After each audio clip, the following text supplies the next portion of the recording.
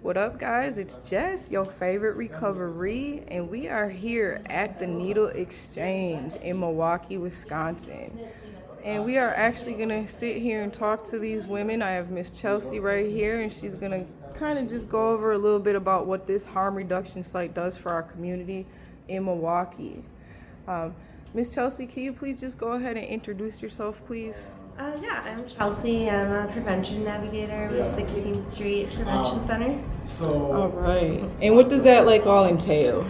So we provide the community for free of charge for people with substance use disorder. We provide syringe kits, HIV testing, STI testing, and then linkage to care for people with HIV and hepatitis, syphilis, any STIs, and then we have housing resources as well, and medical case management for people that test positive or want medications like PrEP, which is for people that want to protect themselves from HIV.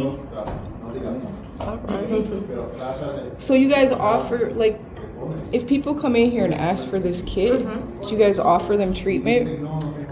We can connect them with resources for treatment. We don't have our own treatment program, but we definitely have resources. Usually just connect them with 211, just because that's the statewide and countywide resource. But yeah, we make sure if there's any information clients want, we make sure we get it to them. Do any of these clients that come in here ask for treatment? I feel like sometimes, yeah, some people definitely want to know their options, even if they are not interested in treatment today. They definitely want to know how they can connect themselves, especially medication assisted treatment, which there is more facilities available now. So yeah, a lot of people ask. Some people ask for a while, and then some people ask and start going right away. So I think it's a very personal journey for each individual. Do you guys, do you guys say, hey, when you're grabbing these needles, there is treatment available for you guys if you want it? Mm-hmm. Yeah, definitely. And we make sure that people know, regardless of their income or, even if they're homeless, even if they're not insured or underinsured, we just make sure that they know resources exist. Okay, so you can get free treatment? Yeah, especially if you're homeless or if you're no income, then you qualify for state insurance, and all treatment facilities have to take a certain amount of people on state insurance, so. Let me ask. Now, what evidence do you guys have that the needle exchange programs are effective at reducing HIV and hepatitis C infections among the people who inject drugs? It's all available, from the CDC statistics go down. I think, personally for me, as someone I've been clean from opiates since 2011, so that's what I'm talking about. Yeah, it would, these resources did not exist when I was still using, so I think just making them available to, regardless of the decisions that you make, drug use or not, you still deserve to be healthy, but having less barriers, when you decide to quit using, if you have less barriers to deal with as far as other, hepatitis or homelessness or things like that. Anything that can reduce additional barriers is amazing. Now, how do you address the stigma and the discrimination that people who inject drugs face from our society and our healthcare system? I think just our existence in supporting them. Obviously, a lot of people don't see drug addiction or substance use disorder as a mental health disorder, and it is. So I think really us just being here every day is the best way to support people. Do you guys, or actually, how do you guys collaborate with other community organizations and service providers to offer the comprehensive and holistic care to your clients? We try to make services available also for people that are underinsured. We do a ton of outreach events, especially in the warmer months. We, kind of like try to get all over Milwaukee. We always try to collaborate with like safety fairs, other organizations. So even though we're like predominantly in 53204, just making the resources available to everyone. Now, I know you said that you're clean now, so that kind of goes into this question, kind of. How do you cope yourself with the emotional and psychological stress of working with a population that is often marginalized, vulnerable, and suffering? Going to therapy, just setting boundaries and keeping them. I also like to not refer to people as clean, because then it gives this illusion that they were dirty to begin with, and I think that people can be amazing regardless of substance use disorder. So just really setting my boundaries, practicing self-care, going to therapy. Now, here we go. Can you share your views on the debate surrounding supervised consumption sites? Yes, I think that they are a good thing. I think every country that has them has positive data to show that there's less people that die from overdose. I also think we are in I think we are in a state that loves alcohol. And bars are a supervised consumption site for people drinking alcohol. So, I think that would be a great opportunity for us to stop losing people to overdose. You don't think it's enabling them?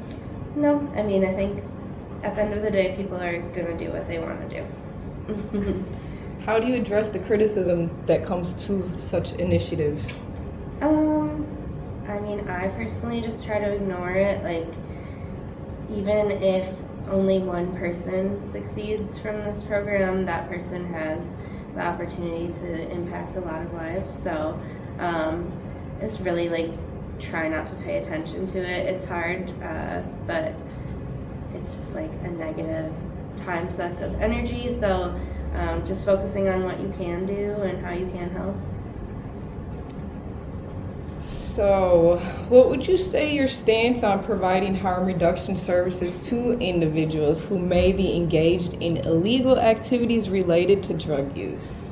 I would say that I agree with it. I think it should be available.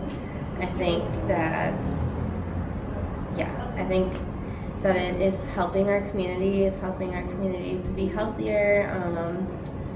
It's helping people, even if someone comes here for 5 years before they stop using, even if they never stop using, it's important to make sure that people know that they are cared for and that they're worthy of love. How do you respond to the critics that argue that harm reduction programs may enable or normalize drug use rather than address the root cause of addiction? Really just pulling data.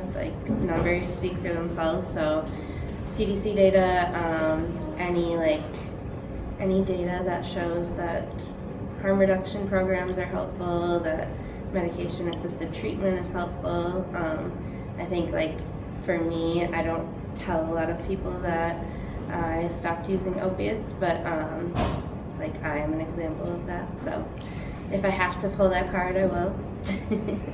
Because I am one of those critics, okay? I get it, and then it just comes to a point, we too old to be getting high nowadays, you know what I mean? And it kind of makes me so mad that, I'm 43 now, almost 4 years and 3 months clean this month, and when I see the same people that I was getting high with out there still getting high, it makes me upset.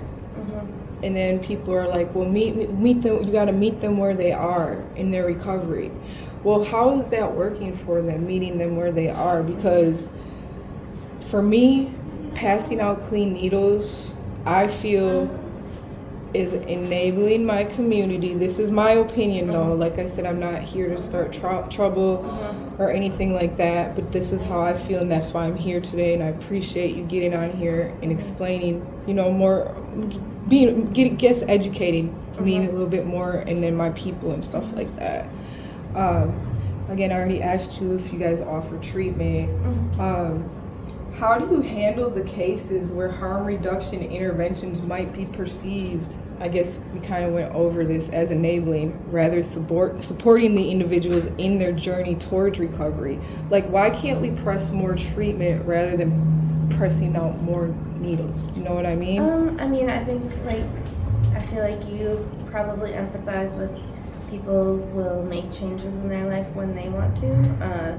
So I don't think that it's anything that society or our justice system can enforce. People will find a way to do what they want to do. I also think that we need to address how hard it is to thrive and function in society, and why a lot of us have addictive or self-harming behaviors, and how we can better support our society's mental health. And I don't feel like it's enabling people to, just because this exists, I don't think anyone sees that we exist and starts using IV drugs because they know we exist. I think it's just giving people autonomy over their bodies and making sure that they're able to make the choices that they make in the healthiest way possible. So it would be like if car manufacturers said, we're going to make cars without seatbelts. That could be deadly. So we know that there are drugs here, and there will always be drugs here. So just making sure these resources are available so people are able to stay healthy, and regardless of if they spend the rest of their lives using drugs, that's fine. I just want them to be as healthy as possible. You know what? That's it right there. I never really thought about it like that. Like you said, if someone gets high for the rest of their life, at least they know that these services are there. I may not agree with everything here, but you kind of just you just did it. You gave me that light bulb, like, damn, if a car doesn't have a seatbelt, you could die. Right. If an addict doesn't have these resources, they could potentially die. Yeah, I want them to live a happy life and not have extra pain and suffering. So, bro, you just did it for me. That kind of went into my last question. I was gonna say, do you feel that you're enabling an addict when they come in here and ask for that bag of needles, and how do you feel about it when you give it to them? Yeah, not at all. If anything, I think we're taking away. So if I'm using and I get hepatitis and HIV and I have to have a limb removed because I got an infection, then I'm likely to keep using because of those things. So if anything, we're just making that person's day a little easier, a little better. Maybe they'll be able to focus more on what's driving them to use, focus on not using for a little bit. So yeah. All right, I really, really, really, really want to appreciate you. Say thank you to you guys for allowing me to come in here and get a little bit more educated on the subject, because it is a very, very controversial topic. People do think that this is enabling our community. I don't know if you watched the videos out in Kensington, Philadelphia, on Kensington. It seems really hard there with and xylene. The xylazine and the open air drug market, where you could just get high right in the middle of the street. And when I watch those videos, and I'm like, damn, what if Milwaukee was like that? Where would we be now? If that was the case here. And I just thank God every day that we don't have that open air drug market, because it would be a lot worse than it is now. And those videos scare me. And I'm out here creating awareness for my community, and that's all these videos are. We all have our own opinions on everything, but you guys, I just want to apologize. I'm here, with the needle exchange. they're educating us. And you know, I want to apologize to anybody on my channel who didn't agree with my last video, but that's why I'm here today, to get, you know, some education out here. And she just made it plain and simple to me. If we don't have a seatbelt in our car, we could die. If we don't have this stuff right here, it's gonna, you know, make the situation a lot worse. So again, I just want to say I appreciate you for allowing me to come in here and take the time to meet with you. Stay doing what you guys are doing. We appreciate you. Yeah. Other than that, guys, stay tuned for the next video.